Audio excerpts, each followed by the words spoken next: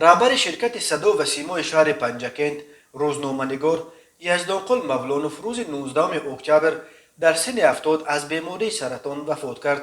مراسم نماز جنازه مرحوم 20 اکتبر ساعت 11 در قبرستان سر کمر دایر می شود. یزدانقل مولانوف یکی از روزنامه‌نگاران سابقه‌دار در شهر پنجکند بوده.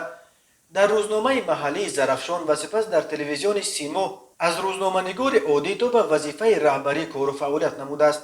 یزدانخل مولانوف فارغ التحصیل دانشگاه آموزگاری تاجیکستان بود. همکارانش میگویند دهها روزنامه‌نگار و کارمندان تکنیکی تلویزیون سیما را ترک نمودند، اما تنها 2 نفر در این درگاه طول قریب 30 سال فعالیت داشتند.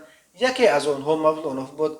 در برابر این یزدانقل مولانوف چندین سال سرمحرر حقیقت، روزنامه حزب کمونیستی تاجیکستان در شهر پنجکند، چشمه میر، روزنامه شعبه معارف شهر و روزنامه سیما بود. یزدانقل مولانوف از کمونیستان صادق بود که تا واپسین عمرش حزبش را دیگر نکرد و به گفته دوستانش کمونیست زیست و کمونیست از دنیا رفت.